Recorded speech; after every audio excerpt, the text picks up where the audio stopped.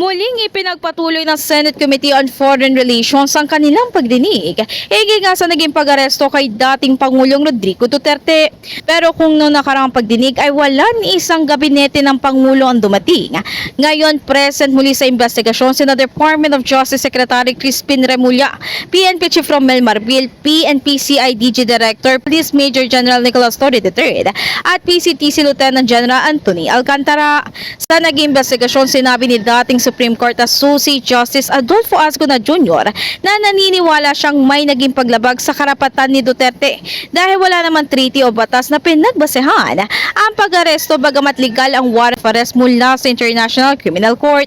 Ngunit paglilinaw niya kung ang batas sa international ang gagamitin ay naniniwala mo ito sa procedure na kahit illegal ang naging pagka-aresto ay maituturing pa rin na legal ang detention at hindi maaaring automatiko palayain ang akusado. Sa kabilang banda, hindi naman din naiwasan pang magkainitan at magkasagutan ng mga senador at maging ng ilang opisyalis ng gobyerno. Did you or did you not give the order to General Marbil? No. No. So General Marbil, are you lying? Sir, I'm not lying, but I just want to have the executive privilege po regarding this matter, this Ay, operational matter. nandito na tayo eh. Executive privilege ka dyan.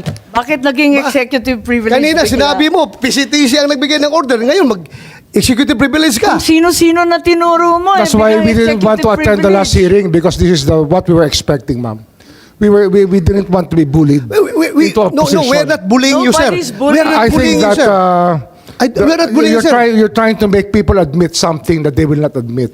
And executive we're privilege is a trying to valid derive expression. Secretary President Remulla. Duterte is already at the Hague. Tapos na We're ang boxing. asking kung sino nagpadala doon sa kanya. Sino Yun ang nag-order? tanong We're natin. trying to understand every step of As the I said way. earlier, everything was cleared with the DOJ. Ayon pa kay Remulla, kahit umabot na magdamag ang pagdinig ay walang kanino mang argumento ang mananalo dahil nasa desisyon pa rin umano ng Korte Suprema ang pinal na desisyon. Extradition lang. Kaya nga, bakit hindi natin hinintay? Yeah, with a view to extradition, bakit hindi natin hinintay yung ICC na mag-initiate ng extradition laban kay Pangulong Duterte? Bakit binyahin na kagad natin doon sa Interpol? Wala mo sinabi dito na kailangan natin i-surrender. Ang extradition po na nasasabi po sa Section 17 ay meron pong treaty sa extradition, sa extraditing state.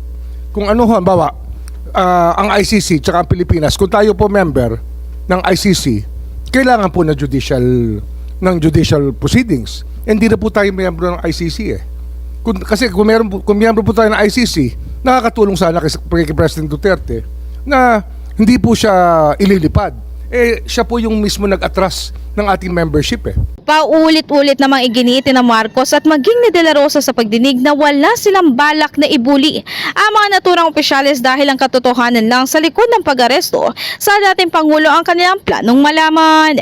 In the heart of changing lives, ako si Brigada Ann Cortaz ng 105.1 Brigada News of Manila, the Music News Authority.